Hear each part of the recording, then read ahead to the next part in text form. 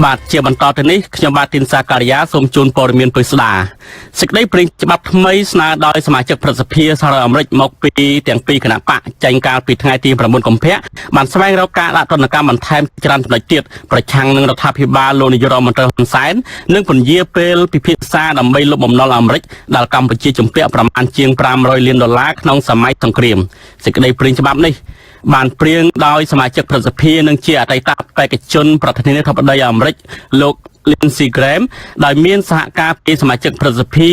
លោក Dick Burden លោក Ted Cruz លោក Ben Cardin និងលោក Patrick Leahy គឺមានបំណងដើម្បីអនុវត្តកិច្ចព្រមព្រៀងសន្តិភាពក្រុងប៉ារីសឆ្នាំ1991ឲ្យបានជោគជ័យ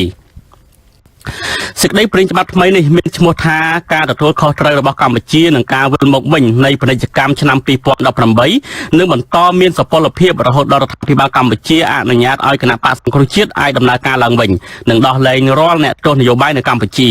សេចក្តីព្រាងច្បាប់នេះក៏នឹងហាមឃាត់ការផ្តល់ជំនួយអាមេរិកទៅដល់រដ្ឋាភិបាលកម្ពុជានិងគាំទ្រសេចក្តីសម្រេចរបស់រដ្ឋាភិបាលអាមេរិកដែលបានបិទថវិកាមន្ត្រីរដ្ឋាភិបាលកម្ពុជាណាដែលធ្វើឲ្យខូចខាតដល់ដំណើរការនៃលទ្ធិប្រជាធិបតេយ្យនៅកម្ពុជាសេចក្តីព្រាងច្បាប់នេះក៏អនុញ្ញាតឲ្យអាមេរិកបង្កកទ្រព្យសម្បត្តិមន្ត្រីរដ្ឋាភិបាលណាដែលត្រូវបានបិទថវិកានិងតម្រូវឲ្យស្ថាប័នហិរញ្ញវត្ថុអាមេរិកទាំងអស់ប្រកាសពីទ្រព្យសម្បត្តិរបស់មន្ត្រីទាំងនោះព្រមទាំងហាមឃាត់មិនឲ្យកម្ពុជាខ្ចីបំណុលអាមេរិកលើកលែងតែករណីមនុស្សធម៌តែប៉ុណ្ណោះលោក Lindsey Graham មានប្រសាសន៍នៅក្នុងសេចក្តីថ្លែងការណ៍ផ្សាយកាលពីថ្ងៃទី9កុម្ភៈថាលទ្ធិប្រជាធិបតេយ្យនៅកម្ពុជាបានស្លាប់ហើយដោយសារការរដ្ឋាភិបាលស្ថិតនៅក្រោមឥទ្ធិពលរបស់ចិនកុម្មុយនីសលោកបន្តថាសេចក្តីព្រាងច្បាប់នេះជាការឆ្លើយតបទៅនឹងប្រទេសចិនដែលចង់ដាក់អាណានិគមមកលើកម្ពុជានិងដើម្បីឲ្យប្រជាពលរដ្ឋកម្ពុជាដឹងថាសហរដ្ឋអាមេរិកនឹងនៅបន្តជាមួយពួកគេនិងគាំទ្រការចង់បានរបស់ប្រទេសមួយចំនួននិងគាំទ្រការចង់បានរបស់ប្រទេសមួយដែលមានមូលដ្ឋានគ្រឹះនៃលទ្ធិប្រជាធិបតេយ្យនិងតេររដ្ឋរឹងមាំពាក់ព័ន្ធនឹងសេចក្តីស្នើច្បាប់ថ្មីនេះដែររដ្ឋាភិបាលលោកនាយករដ្ឋមន្ត្រីហ៊ុនសែននៅមិនទាន់ឆ្លើយតបនៅឡើយទេនៅថ្ងៃទី10កុម្ភៈនេះដោយឡែកសមាជិករដ្ឋសភាអូស្ត្រាលីរដ្ឋវិកតូរីយ៉ាវិញដែលមានដើមកំណើតជាខ្មែរលោកហុងលីមក៏បានសរសេរលិខិតទៅរដ្ឋាភិបាលអូស្ត្រាលីនៅសប្តាហ៍នេះស្នើឲ្យអូស្ត្រាលីដាក់ទណ្ឌកម្មរដ្ឋាភិបាលកម្ពុជាដោយដែលសហរដ្ឋអាមេរិកនិងសហគមន៍អឺរ៉ុបបានដាក់ដែរកន្លងមកអាមេរិកបានបិទថវិកាមន្ត្រីរដ្ឋាភិបាលកម្ពុជាមិនឲ្យធ្វើដំណើរមកកាន់អាមេរិកនិងផ្អាកជំនួយការបោះឆ្នោតចំណែកឯអឺរ៉ុបក៏បានផ្អាកជំនួយបោះឆ្នោតទាំងស្រុងនេះផងដែរបាទលោកនាងជាទីមេត្រីលោកនាងតាក់ទងទៅនឹងការដាក់ទណ្ឌកម្មរដ្ឋាភិបាលកម្ពុជារបស់អាមេរិកហើយនឹងប្រទេសមួយចំនួនទៀតនេះសូមលោកនាងរងចាំស្ដាប់វេទិកាអ្នកស្ដាប់អាស៊ីសេរីឡើងវិញស្ដីពីអាមេរិកនឹងដាក់ទណ្ឌកម្មរដ្ឋាភិបាលកម្ពុជានៅក្រៅព័ត៌មានប្រចាំថ្ងៃបាទលោកនាងជាទីមេត្រីយើងឃើញថាឥឡូវនេះខាងសមាជិកព្រឹទ្ធសភាអាមេរិកបានធ្វើសេចក្តីព្រាងច្បាប់មួយដើម្បីដាក់ទណ្ឌកម្មរដ្ឋាភិបាលកម្ពុជាហើយជាការបង្ខំឲ្យរដ្ឋាភិបាលកម្ពុជាងាកមកគ្រប់នៅមូលដ្ឋានគ្រឹះលទ្ធិប្រជាធិបតេយ្យហើយនឹងដើម្បីឲ្យគណៈបក្សសង្គ្រោះជាតិចូលរួមបោះឆ្នោតនៅឆ្នាំ2018ខាងមុខនេះវិញបានយើងនឹងថាតើការដាក់ទណ្ឌកម្មនេះវាមានឥទ្ធិពលប៉ុណ្ណាទៅលើរដ្ឋាភិបាលកម្ពុជានិងមានប្រសិទ្ធភាពប៉ុណ្ណាយើងឥឡូវនេះយើងមកភ្ជាប់ទូរស័ព្ទទៅលោកបណ្ឌិតឡាវបង្ហាយដែលជាអ្នកវិភាគនយោបាយនៅកម្ពុជាដើម្បីបកស្រាយបន្ថែមទៅលើការសម្រេចធ្វើសេចក្តីព្រាងច្បាប់ថ្មីរបស់ព្រឹទ្ធសភាអាមេរិកនៅពេលនេះបាទជាដំបូងសូមជម្រាបសួរលោកបណ្ឌិតឡាវបង្ហាយបាទសូមជម្រាបសួរបាទលោកបណ្ឌិតដោយលោកបណ្ឌិតបានលើសេចក្តីថ្លែងការណ៍ឬក៏ការធ្វើសេចក្តីព្រាងច្បាប់របស់ព្រឹទ្ធសភាអាមេរិកនៅពេលនេះគឺថាឥឡូវហ្នឹងគឺថាគេស្នើឲ្យរដ្ឋាភិបាលអាមេរិកបញ្ឈប់នៅការចរចាអំពីការស្នើសុំពន្យាពេលសងបំណុលសម័យសង្គ្រាមដែលមានទឹកប្រាក់ជាង500 លាននឹងសិនហើយឲ្យបន្តដាក់ទណ្ឌកម្មមិនឲ្យមន្ត្រីរដ្ឋាភិបាលអាមេរិកណាដែលចូលរួមបំផ្លាញលទ្ធិប្រជាធិបតេយ្យមិនឲ្យចូលទឹកដីអាមេរិកហើយឲ្យខាងផ្នែកហិរញ្ញវត្ថុនៅអាមេរិកនឹងគឺថាប្រកាសទ្រព្យសម្បត្តិរបស់មន្ត្រីរដ្ឋាភិបាលទាំងអស់នឹងដើម្បីបង្កកទ្រព្យសម្បត្តិដែលជាថវិកាដែលរបស់មន្ត្រីរដ្ឋាភិបាលនឹងតើការសម្រេចធ្វើសេចក្តីព្រាងច្បាប់ជាថ្មីទៀតរបស់ព្រឹទ្ធសភាអាមេរិកនៅពេលនេះលោកមើលឃើញយ៉ាងណាដែរបាទនេះជាសម្ពាធបន្ថែមទៅទៀតបាទទៅលើរដ្ឋាភិបាលប្រទេសកម្ពុជាយើងបាទ ដើម្បីឲ្យបខំឲ្យរដ្ឋាភិបាលនៅវិលត្រឡប់មកកន្លងដែលប្រជាធិបតេយ្យវិញហើយនឹងគឺរៀបចំការបោះឆ្នោតដោយសេរីយុត្តិធម៌តើដែលមានចំនួនដល់ត្រឹមណាមានប្រសិទ្ធភាពត្រឹមកម្រិតណាអានឹងយើងចាំមើលតទៅទៀតប៉ុន្តែចេះតែតឹងទៅគឺរឹតបន្តឹងតិចម្ដងចឹងហើយបាទហើយក៏យើងក៏រួមចាំដែរគឺនេះជាស្ដីព្រួងម្ល៉េះហើយវាត្រូវការពេលវេលាយូរតិចដែរដើម្បីបានអនុម័តហើយនឹងវាដឹកចេញជាសកម្មភាពឬវិធានការជាក់ស្ដែងរបស់រដ្ឋាភិបាលប៉ុន្តែយើងក៏គួរតែចាប់អារម្មណ៍ដែរព្រោះមានពាក់ព័ន្ធនឹងរឿងលុយកាក់បាទរឿងជំពាក់គឺលើកមិនឲ្យរដ្ឋាភិបាលចរចាបាទគឺលើកទៅថ្ងៃក្រោយទៀតបាទចេះហើយដូចជាមានដែលនិយាយបន្តិចពីរឿងដែលរឿងជំនួយឬក៏រឿងលុយកាក់ដែលរដ្ឋាភិបាលអាចទៅដែលស្ថាប័នស្វែងវត្ថុអន្តរជាតិហ្នឹងបាទដែលមានអាមេរិកជាមានហ៊ុនដែលច្រើនទៅហ្នឹងគឺគេអាចដែលមិនឲ្យប្រទេសកម្ពុជាខ្ចីតែបាទអាហ្នឹងគឺអាចមានសភាពថែមទៅទៀតហើយព្រោះអាមេរិកគឺមានហ៊ុននៅ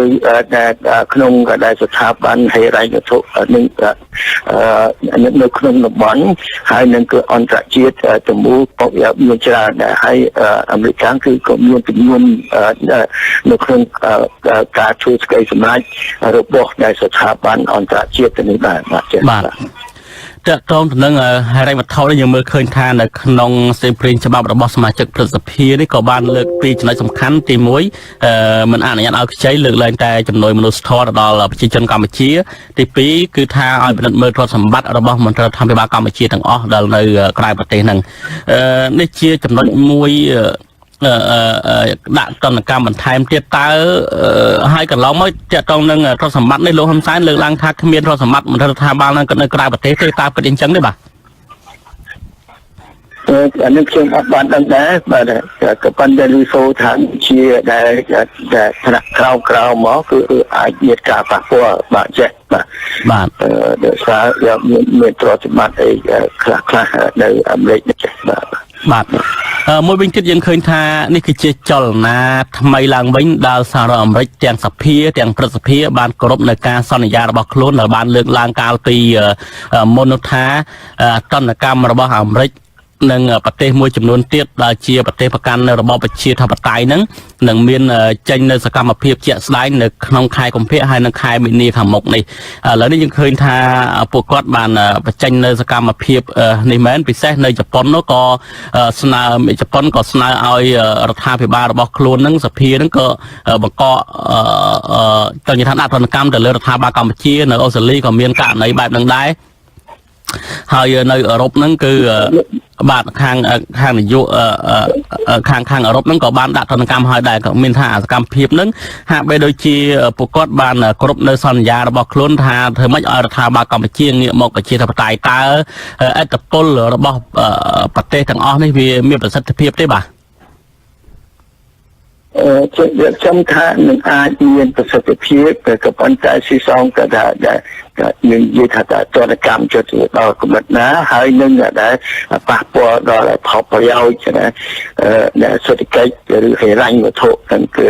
សម្រាប់ប្រទេសក៏ដូចជាសម្រាប់ថ្នាក់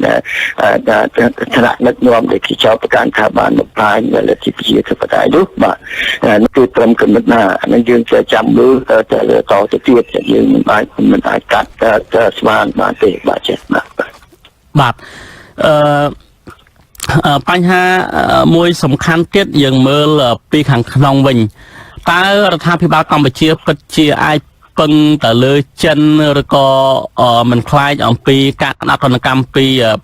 សហគមន៍អឺរ៉ុបឬក៏ពីអាមេរិកដែលជាមហាអំណាចនេះទេបាទប្រហែលជាគិតថា ហើយគិតអីគឺមានលេខថ្លែងការណ៍នានាឲ្យថ្មីនេះក៏បញ្ជាក់ដែរថាខាងរដ្ឋាភិបាលលោកខាងលិចឬប្រទេសលោកខាងលិចនេះវាអត់បានជួយអីដល់ប្រទេសកម្ពុជាទេបាទចាបាទហើយគឺសំខាន់គឺរឿងចិនគេបានជួយធ្វើនេះធ្វើនោះណាផ្សេងអីទៅចាប៉ុន្តែនេះគឺមិនឆ្លងប្រចាំការប្រទេសតាមពិតហ្នឹងគឺគេជួយច្រើនតែអាមេរិកជួយច្រើនបាទជួយហើយទៅជួយតែធំតែយើងអត់ឃើញទេតែជួយលើផ្នែកអីទៅបាទយើងណាបាទជួយលើផ្នែកអីទៅបាទជួយផ្នែកខាងកណ្ដាលបើកផ្សារឲ្យខ្មែរហ្នឹងគឺលក់ផលិតផលបាទដែលធ្វើនៅប្រទេសកម្ពុជាហ្នឹងគឺទៅលក់នៅអាមេរិកទៅលក់នៅសហគមន៍អឺរ៉ុបជាស្អាតគឺចំណូល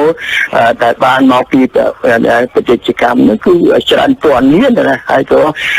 ចិញ្ចឹមតាមគិតមើលទៅដូចថារាប់តែលានអ្នកណាបាទក្នុងប្រទេសកម្ពុជានេះដូចស្របទៅទាំងអ្នកដែលកម្មករទាំងអ្នកដែលថាបានទទួលផលប្រយោជន៍ពីចំណាយរបស់ដែល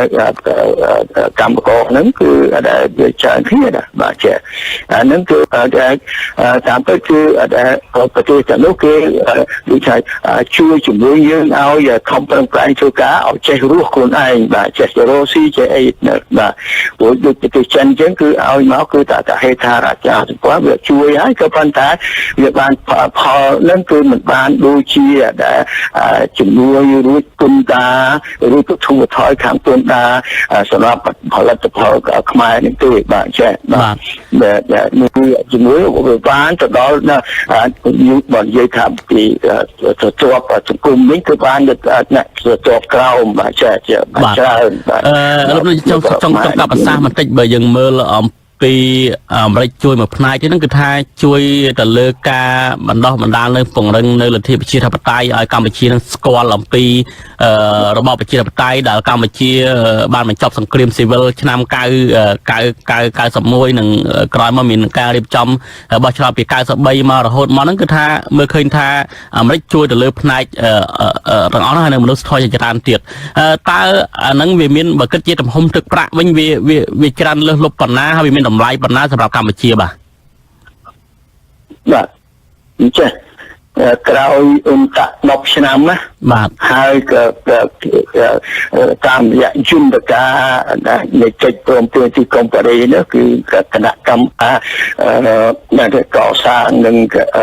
ប្រទេសឡើងវិញនោះបាទហ្នឹងគឺខ្ញុំមានទំន័យបើចាស់ដែរហើយក៏ប៉ុន្តែ10ឆ្នាំក្រោយមកនោះគឺមួយឆ្នាំក៏តែជំនួយដែលសរុបទាំងអស់មកគឺប្រទេសទាំងឡាយហ្នឹងថាជាប្រទេសខាងលូកខាងលិចដែរហ្នឹងបាទរួមទាំងជប៉ុនរួមទាំងប្រទេសអូស្ត្រាលីទៅអីហ្នឹងបាទគឺបានដែលជាមធ្យមហ្នឹងគឺ$500 លានណារយៈពេល10ឆ្នាំដែលខ្ញុំមានទិន្នន័យហ្នឹងគឺថាពីឆ្នាំ1993រហូតដល់2003ដែរបាទចាក្រោយមកក៏ហ្នឹងគឺជាកសាងមូលដ្ឋាននឹងហើយគឺជាមកជួយឲ្យខ្មែរយើងឲ្យចេះគ្រប់គ្រងរដ្ឋបាទកុំឲ្យមានអ្នកដែលចំនួនហើយនឹងក៏ដែរចាប់សម្រាប់គ្នាដូចមុនទៀតបាទគឺខាងប្រជាធិបតេយ្យខាងការគ្រប់សិទ្ធិនៅខាងនីតិរដ្ឋនឹងដែរផងដែរបាទអានីតិរដ្ឋនេះក៏ជួយទៅដល់ដែរនៅធានាដែរអ្នកវិនិយោគជនផលប្រយោជន៍គេហ្នឹងគឺថាបើកាលណាច្បាប់វាប្រទេសយើងមានច្បាប់ទម្លាប់ត្រឹមត្រូវការអនុវត្តច្បាប់ច្រើនទៅគឺថាដែរនោះជួយដល់ផលប្រយោជន៍អ្នកមរោនៅប្រទេសកម្ពុជាយើងទ្រព្យសម្បត្តិគេហើយនឹងដែរក្រុមហ៊ុនគេនឹងដែរគេថាសេវាអីគេផ្សេងទៀតគឺថាមានការកក់ក្ដៅខ្លាំងមែនទែនតែគឺមិនពឹងផ្អែកទៅលើដែរបុគ្គលគឺពឹងផ្អែកទៅលើច្បាប់លើប្រព័ន្ធច្បាប់បាទដើម្បីធានាការពារផលប្រយោជន៍គេដែលនៅក្នុងមាននៅក្នុងប្រទេសកម្ពុជា មកទល់ឥឡូវនេះបច្ចុប្បន្ននេះនឹងទៅអនាគតតទៅទៀតចាអាហ្នឹងគឺវាងាយស្រួលគឺដែលបានផលប្រយោជន៍ទៅដល់ចិនទៅដល់ក្រុមហ៊ុនចិនក្រុមហ៊ុនអ្នកជាទៀតដែលមាននិយោជិននៅប្រទេសកម្ពុជាមួយយើងអត់មានយល់ត្រង់ហ្នឹងបាទចា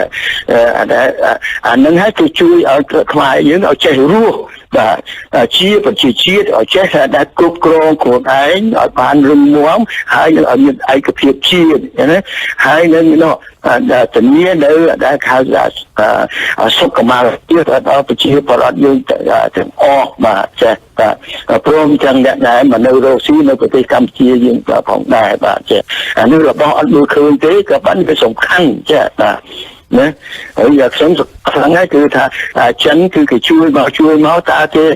បានបង្រៀនយើងឲ្យចេះគ្រប់គ្រងរដ្ឋឯងបានស្រួលដួលទេបាទឲ្យចេះគោរពសិទ្ធិមនុស្សឲ្យចេះដែល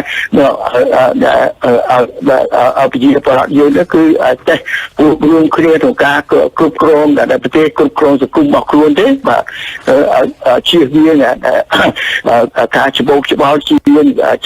សង្គ្រាមក្នុងស្រុកជៀសវាងការរំលោភសិទ្ធិហើយដូចពីមុនបាទចាបាទអានេះគឺដែលមានតម្លៃសម្បើមណាជួយបានអញ្ចឹងណាបាទហើយមួយវិញទៀតជួយឲ្យយើងដែលគេអត់ឲ្យត្រីទេគេជួយផ្ដោតសត្រូចហើយនឹងរបៀបដែលស្ទូចត្រីនឹងមកបាទចេះយើងចេះស្ទូចត្រីយើងចេះរកអានឹងហើយដែលធ្វើឲ្យដែលប្រជាជាតិយើងទៅថ្ងៃក្រោយយើងរឹងមាំគឺណាចេះរកស៊ីធ្វើការខ្លួនឯងចេះរស់ខ្លួនឯងបាទចេះហើយគឺប្រើប្រាស់ដែលធនធានដែលខ្លួនមានបាទធនធានដែលធម្មជាតិហ្នឹងបាទចេះកុំឲ្យទៅពឹងផ្អែកទៅលើដែលទៅឲ្យគេចាំទៅជួយនោះបាទចេះតែដូចប្រទេសថៃដូចអីគេឥឡូវគេលែងទទួលជំនួយទៅអីដែលរបស់គេទៅជាដែលប្រទេសឯករាជ្យមែនទេបាទលោករដ្ឋសាស្ត្រពេលវេលាខ្លីមែនតើខ្ញុំចង់កាត់ប្រសាសន៍នៅចង់ក្រោយនេះគឺថាយើងឃើញលោកនៅមានប្រសាសន៍អញ្ចឹងគឺអាមេរិកប្រទេសលោកខាងលិចហ្នឹងគឺថាជួយខ្មែរហ្នឹងឲ្យចេះរស់ដល់ខ្លួនឯងឲ្យខ្មែរចេះធ្វើជាតកែកាលណាដោយពាក្យស្លោកគេថាអញ្ចឹងហើយកាលណា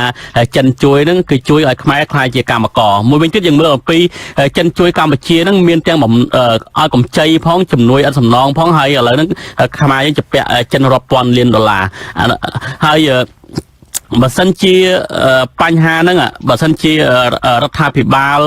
កម្ពុជាសំដៅជាចុងក្រោយជាបញ្ជាក់ឡើងវិញថាតើការដាក់ទណ្ឌកម្មនៅពេលនេះវាពិតជាធ្វើឲ្យរដ្ឋាភិបាលកម្ពុជាខ្លាចខ្លះទេឬក៏នៅតែថាបង្ហាញថាមិនខ្លាចមិនអីអញ្ចឹងបាទខ្ញុំថាតែបើសិនជាមេដឹកនាំយើងក៏មានការទទួលខុសត្រូវបាទជាមេដឹកនាំប្រទេសឯករាជ្យមួយមានអធិបតេយ្យមួយណាបាទហើយដែលយើងបានកសាងតែប្រទេសយើងឡើងវិញបែបប៉ុណ្ណឹងណាបាទវាគួរខ្មាស់គេ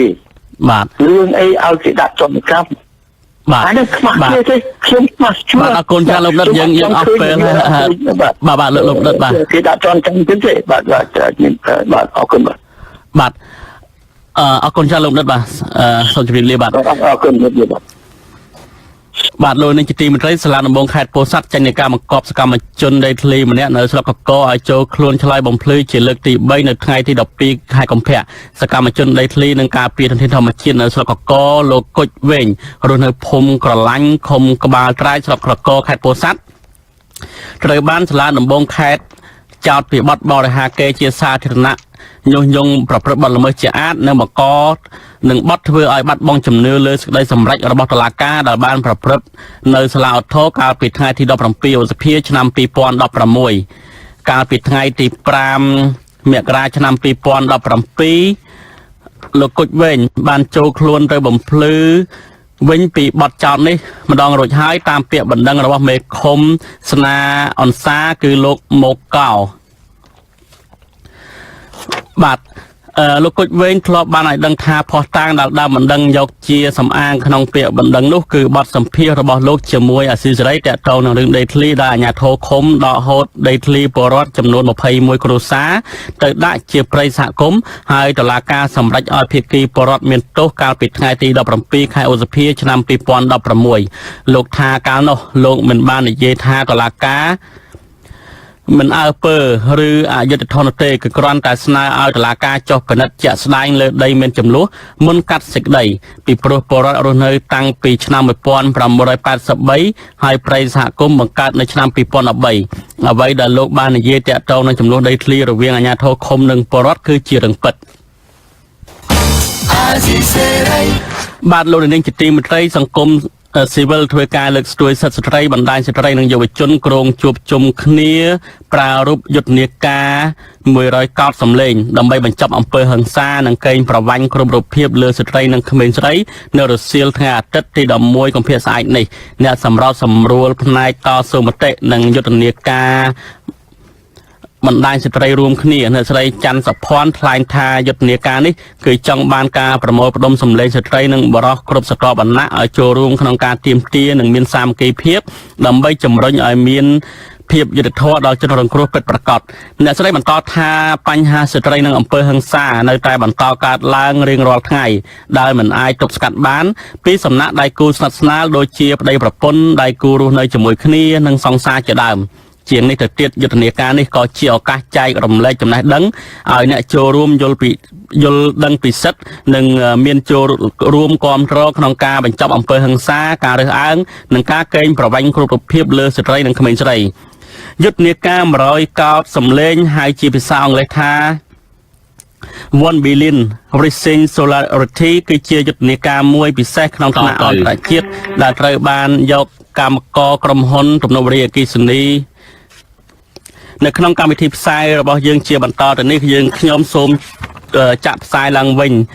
នីតិវេទិកាអ្នកស្ដាប់អាស៊ីសេរីស្ដីពីវិធានការរបស់សហរដ្ឋអាមេរិកដើម្បីដាក់គំនាបលើរដ្ឋាភិបាលកម្ពុជាឲ្យស្ដារគោរពសិទ្ធិមនុស្សនិងលទ្ធិប្រជាធិបតេយ្យសូមលោកនាងស្ដាប់ការចាក់ផ្សាយរបស់យើងខ្ញុំជាដូចតទៅបាទ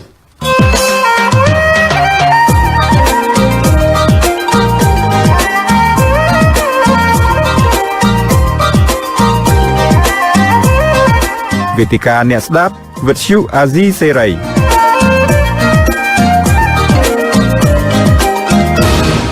បាទតំណាងរាជគណៈបកសាធារណរដ្ឋប្រចាំនៅរដ្ឋ Florida និងជាប្រធាន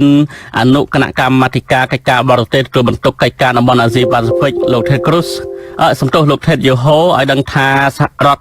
ឋអាមេរិកកំពុងពិចារណាចាត់វិធានការទៅលើក្រុមមន្ត្រីរបស់រដ្ឋាភិបាលកម្ពុជាប៉ូលីសនិងយោធាដែលបានសម្លាប់លទ្ធិប្រជាធិបតេយ្យនៅកម្ពុជាក្នុងនោះរួមមានការបិទកិច្ចការមិនឲ្យចូលសហរដ្ឋអាមេរិកនិងការបង្កកទ្រព្យសម្បត្តិរបស់ពួកគេជាដើមលោកតំណាងរាស្ត្រ Ted Yoho អះអាងថារដ្ឋសភាអាមេរិកនឹងអនុម័តសេចក្តីព្រាងច្បាប់ស្តីពីការស្ដារលទ្ធិប្រជាធិបតេយ្យនៅកម្ពុជានៅចុងខែកុម្ភៈខាងមុខនេះដែលធ្វើឡើងដោយក្រុមសមាជិកព្រឹទ្ធសភានិងរដ្ឋសភាពីខាងគណៈបកទាំងពីរនៅអាមេរិកបាទសូមអញ្ជើញលោកនាងស្ដាប់បទសម្ភាសន៍របស់លោកជុនច័ន្ទបុតជាមួយលោក Ted Yoho តាមរយៈការបកប្រែរបស់លោកមួងណារ៉េតនៅក្នុងនីតិវេទិកាអ្នកស្ដាប់អាស៊ីសេរីកាលពីសប្តាហ៍មុនដូចតទៅខ្ញុំបាទសូមជម្រាបសួរលោករដ្ឋសភាបាទThank you, Jambut, for allowing me to be on. It's an honor to be here with such a great group of people as yourself. បាទខ្ញុំបាទក៏សូមអរគុណលោកសមាជិកព្រឹទ្ធសភារដ្ឋសភាដែរពីព្រោះខ្ញុំបាទធ្លាប់បានឮច្រើនណាស់អំពីលោកយូហូដែលបានងើបឡើងបញ្ចេញសំណូមពរសំណើនានាដើម្បីជួយស្ដារស្ថានភាពនៅប្រទេសកម្ពុជាបាទThank you, and I think this is such an important area. រឿងនេះគឺជារឿងសំខាន់ណាស់ព្រោះដោយសារតែប្រជាពលរដ្ឋកម្ពុជាកំពុងតែរងទុក្ខយើងទាំងអស់គ្នាត្រូវតែយកចិត្តទុកដាក់យើងទាំងអស់គ្នារស់នៅក្នុងពិភពលោកនេះសុទ្ធតែជឿជាក់ទៅលើរដ្ឋាភិបាលនិងដែលប្រកាន់លទ្ធិប្រជាធិបតេយ្យឥឡូវនេះដោយសារតែបញ្ហានេះកំពុងតែមាននៅក្នុងស្រុកខ្មែរយើងនឹងជជែកបន្ថែមរឿងនេះទៀតបាទមុននឹងយើងជជែកបន្ថែមទៀតខ្ញុំបាទចង់សួរសំណួរផ្ទាល់ខ្លួនមួយលោកកើតភូមិដឹងក្តីនៅសហរដ្ឋអាមេរិកនេះហើយកាន់ការងារនៅក្នុងប្រទេសដ៏ធំមួយដែលជាប្រទេសមហាអំណាចពិភពលោកមួយក៏ប៉ុន្តែស្រាប់តែលោកយកចិត្តទុកដាក់ណាស់នៅបញ្ហានៃប្រទេសកម្ពុជាអ្វីទៅដែលធ្វើឲ្យលោកងាកមកចាប់អារម្មណ៍ពីប្រជាពលរដ្ឋកម្ពុជាពីស្ថានភាពនៅប្រទេសកម្ពុជា Well, thank you for the question. សូមអរគុណសំណួរនេះល្អណាស់អ្វីដែលធ្វើឲ្យខ្ញុំចង់យកចិត្តទុកដាក់ប្រទេសកម្ពុជានោះដោយសារតែខ្ញុំកើតនៅស្រុក អាមេរិកភរិយារបស់ខ្ញុំកូនចៅរបស់ខ្ញុំក៏កើតនៅអាមេរិកហើយយើងធ្លាប់ហែលឆ្លងកាត់នៅបញ្ហាដែលថាកាលហ្នឹងប្រពន្ធរបស់ខ្ញុំនឹងយើងរៀបការគាត់តាំងពីអាយុ19ឆ្នាំពេលហ្នឹងគឺយើងធ្វើការជុំគ្នាដើម្បីធ្វើយ៉ាងម៉េចឲ្យសបិនរបស់អាមេរិកដែលយើងទាំងអស់គ្នានាំគ្នាសបិនហ្នឹងខ្លាយទៅជាការពិតយើងចង់ឲ្យជីវិតរស់នៅរបស់យើងនឹងគឺមានភាពថ្លៃថ្នូរសុខដុមរមនាគ្រប់គ្នាហើយដល់ពេលយើងឃើញអ្វីដែលប្រែប្រួលនៅសហរដ្ឋអាមេរិកហ្នឹងគឺការដែលយើងជួយទៅគឺជីវិតរស់នៅមានភាពសុខសប្បាយល្អរីកចម្រើនអញ្ចឹងរដ្ឋាភិបាលរបស់យើងនឹងគឺយកចិត្តទុកដាក់ខ្លាំងទៅលើប្រជាពលរដ្ឋរដ្ឋាភិបាលបម្រើប្រជាពលរដ្ឋមិនមែនប្រជាពលរដ្ឋបម្រើរដ្ឋាភិបាលទេអញ្ចឹងបានថាយើងនាំគ្នាផ្ដល់អំណាចផ្ដល់ឥទ្ធិពលឲ្យប្រជាពលរដ្ឋនឹងមានអំណាចនៅក្នុងការសម្រេចអ្វីៗគ្រប់យ៉ាងមិនមែនរដ្ឋាភិបាលជាអ្នកដែលទៅគៀបសង្កត់ឬដាក់សម្ពាធទៅលើប្រជាពលរដ្ឋឲ្យធ្វើអ្វីតាមខ្លួននោះទេបាទការពិតលោកបានជ្រាបច្បាស់ណាស់អំពីស្ថានភាពនៅប្រទេសកម្ពុជារដ្ឋាភិបាលលោកនាយករដ្ឋមន្ត្រីហ៊ុនសែនពេលនេះជាពិសេសដំណាក់កាលចុងក្រោយនេះនៅចាប់ផ្ដើមពីក្រោយការបោះឆ្នោតឃុំសង្កាត់នៅប្រទេសកម្ពុជាដែលធ្វើឡើងនៅពីខែមិថុនារហូតមកដល់ពេលនេះនឹងគឺលោកនាយករដ្ឋមន្ត្រីហ៊ុនសែននឹងបានអ្នកណាក៏បានដឹងដែរបានរំលាយគោលការណ៍គ្រឹះជាសំខាន់នៃលទ្ធិប្រជាធិបតេយ្យនឹងចោលឲ្យមានការរំលាយគណៈបកប្រឆាំងមានការរំលាយចោលនៅស្ថាប័នប្រព័ន្ធផ្សព្វផ្សាយឯករាជ្យអង្គការមិនមែនរដ្ឋាភិបាលណាដែលជួយអប់រំសិទ្ធិមនុស្សជាដើមហើយងាកទៅចាប់ដៃជាមួយនឹងប្រទេសកុម្មុយនីសមួយចំនួនមានប្រទេសចិនមានរុស្ស៊ីអីជាដើមឬមួយអតីតប្រទេសកុម្មុយនីសអីជាដើមហើយលោកក៏ផ្ដួចផ្ដើមជាមួយនឹងសហការីលោកឲ្យមានការជជែកដេញដោលគ្នានៅឯ Congress នឹងជាដើមនៅកាលពីបើខ្ញុំចាំមិនច្រឡំទេបដុំពាក់កណ្ដាលខែមករាតើបន្ទាប់ពីមានការធ្វើសវនកម្មនៅឯសភាអាមេរិកនឹងហើយតើមកដល់ពេលនេះនឹងមានវិធានការអីទៀតទេដើម្បីដាក់គំនាបឲ្យចំមុខតែម្ដងដល់សមាជិករដ្ឋាភិបាលរបស់លោកនាយករដ្ឋមន្ត្រីហ៊ុនសែនដើម្បីឲ្យពួកគាត់នឹងស្ដារលទ្ធិប្រជាធិបតេយ្យឲ្យបានជួយពង្រឹងប្រជាពលរដ្ឋ empower people ដោយដែលលោកបានរៀបរាប់នោះបាទសូមអញ្ជើញNo, I think you brought up a very លោកបានលើកឡើងបញ្ហាសំខាន់ណាស់យើងដឹងហើយថារដ្ឋាភិបាលលោកហ៊ុនសែននឹងគឺបានធ្វើបាបអ្នកកាសែតធ្វើបាបអង្គការសង្គមស៊ីវិលក៏ដូចជាគណៈបកប្រឆាំងហើយនៅក្នុងនេះគឺការដែលគាត់ចាប់ដៃជាមួយប្រទេសចិននិងឬក៏ប្រទេសរុស្ស៊ីអីហ្នឹងគឺមែនតើទៅគឺជាការផ្សារភ្ជាប់ខ្លួនទៅនឹងរបបកុម្មុយនីសដែលផ្ដាច់ការទេហើយនៅក្នុងនេះគឺអ្វីដែលសហរដ្ឋអាមេរិកចង់ធ្វើនេះគឺយើងចង់ឲ្យរំលេចឲ្យឃើញអំពីអ្វីដែលជាចំណុចសំខាន់នៅប្រទេសកម្ពុជាដែលថាយើងដឹងហើយតាំងតែពីឆ្នាំ1991មកគឺមានកិច្ចព្រមព្រៀងសន្តិភាពទីក្រុងប៉ារីសហើយក៏មានការរៀបចំឲ្យមានការបោះឆ្នោតមួយដែលរៀបចំឲ្យមានជារដ្ឋធម្មនុញ្ញរបស់ប្រទេសកម្ពុជាក្នុងឆ្នាំ1993នៅក្នុងនេះគឺប្រជាពលរដ្ឋខ្មែរនឹងគឺមានសិទ្ធិគ្រប់គ្រាន់នៅក្នុងការប្រើប្រាស់សិទ្ធិសេរីភាពនៅក្នុងសិទ្ធិសេរីភាពបែបប្រជាធិបតេយ្យរបស់ខ្លួនប្រទេសកម្ពុជាក៏ត្រូវការប្រជាធិបតេយ្យប្រទេសណាក៏ចង់បានលទ្ធិប្រជាធិបតេយ្យដែរក៏ប៉ុន្តែអ្វីដែលលោកហ៊ុនសែនកំពុងតែធ្វើនេះគឺគាត់កំពុងតែធ្វើឲ្យមានបញ្ហានៅក្នុងការដែលស្ដារលទ្ធិឬក៏រក្សាលទ្ធិប្រជាធិបតេយ្យនេះហើយព្រោះការដែលផ្សារភ្ជាប់ជាមួយនឹងប្រទេសកុម្មុយនីសគឺមិនមែនជារឿងដែលល្អប្រហែលទេព្រោះយើងសហរដ្ឋអាមេរិកក៏ចង់ធ្វើយ៉ាងម៉េចប្រាប់ថាអ្វីដែលប្រជាពលរដ្ឋនៅលើពិភពលោកត្រូវយកចិត្តទុកដាក់នេះគឺគាត់ត្រូវរស់នៅក្នុងស្ថានភាពដែលមានសិទ្ធិសេរីភាពគ្រប់គ្រាន់តាមបែបប្រជាធិបតេយ្យដោយប្រជាពលរដ្ឋនៅសហរដ្ឋអាមេរិកដែលយើងទាំងអស់គ្នាជឿជាក់ទៅលើសុបិនរបស់អាមេរិកដែលចង់ឲ្យប្រទេសមួយមានប្រជាពលរដ្ឋមានសិទ្ធិសម្រាប់ជោគវាសនាខ្លួនឯងតាមបែបប្រជាធិបតេយ្យបែបនេះអញ្ចឹងហើយបានប្រទេសអាមេរិកនឹងមានច្បាប់មានលទ្ធិប្រជាធិបតេយ្យរឹងមាំបាទអរគុណលោកអ្នកនាងជាទីមេត្រីលោកអ្នកនាងក៏អាចចូលរួមសួរសំណួរដោយផ្ទាល់ជាមួយនឹងសមាជិកសភាអាមេរិកគណៈបកកណ្ដាលអំណាចនេះគឺគណៈបកប្រជាធិបតេយ្យលោក Ted Yoho នេះបានដោយផ្ដល់លេខទូរស័ព្ទរបស់លោកនៅក្នុង comment នៅក្នុងការផ្សាយតាមបណ្ដាញ Facebook នេះឥឡូវនេះខ្ញុំបាទសូមទទួលសំណួរមួយរបស់លោកកសលពីខេត្តព្រៃវែងបាទសូមអញ្ជើញលោកកសលបាទសូមអញ្ជើញដាក់សំណួរបាទជំរាបសួរលោកពូចិនតាមបតបាទជំរាបសួរបាទខ្ញុំសូម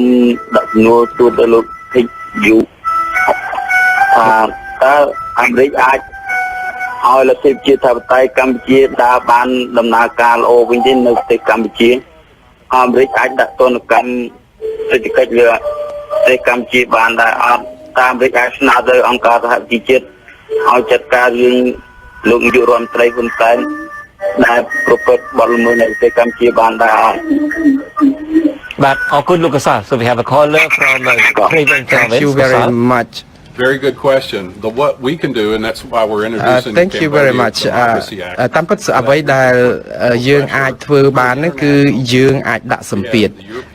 ទៅរដ្ឋាភិបាលយើងមានដៃគូយើងមានសម្ព័ន្ធមិត្តរបស់យើងមានសហគមន៍អឺរ៉ុបសភាអឺរ៉ុបដែលសុទ្ធតែយល់ដូចគ្នាថាអ្វីដែលរដ្ឋាភិបាលកម្ពុជាកំពុងតែធ្វើសប្តាហ៍ហ្នឹងគឺមិនត្រឹមត្រូវទេព្រោះតាមពិតទៅយើងត្រូវចាំចិត្តទៅវិញថាសហរដ្ឋអាមេរិកគឺពិភពលោកឯនោះអត់ចង់ដាក់សម្ពាធទៅលើរដ្ឋាភិបាលកម្ពុជាលើប្រជាពលរដ្ឋកម្ពុជាទេព្រោះប្រទេសណាក៏មានច្បាប់មានទម្លាប់របស់ខ្លួនដែរក៏ប៉ុន្តែអ្វីដែលប្រទេសកម្ពុជាកំពុងតែធ្វើហ្នឹងគឺរំលោភកិច្ចព្រមព្រៀងអន្តរជាតិដែលខ្លួនឯងបាន